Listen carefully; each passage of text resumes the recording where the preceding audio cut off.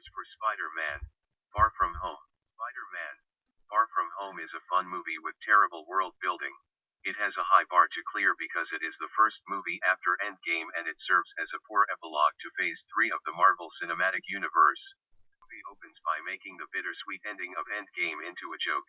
I understand it's supposed to be, or at least I think that's what they were going for, meta, but it creates a bizarre tonal clash between the loss of life in Endgame and cringe high school humor.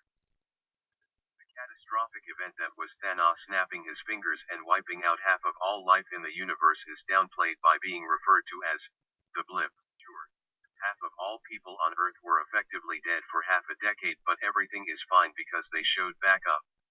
This idea had potential, but it could not be brought out in Far From Home because it was a sequel to Spider-Man Homecoming instead of being a continuation where Endgame left off.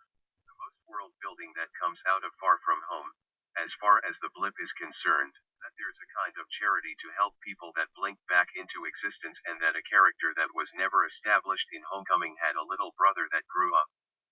Riveting. There was a joke where Flash was denied a glass of champagne because MJ told a stewardess that he blipped, and that means Flash wasn't actually 21. That's funny. Right?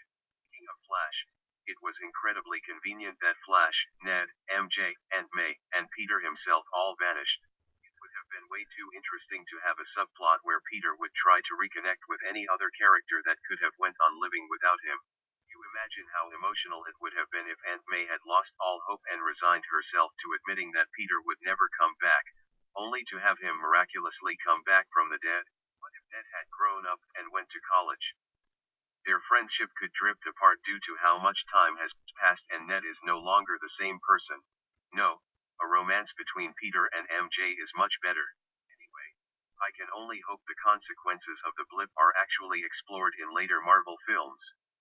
Speaking of future Marvel films, what will the overarching plot of the next phase of movies be? It's quite strange because Marvel continually writes out possible plot points to include in their franchise. First they make the Skrulls kind refugees fleeing war, and now they remove the possibility of including multiple universes. Sure, they could always backtrack and do those things, but it will look like they had to retcon past movies.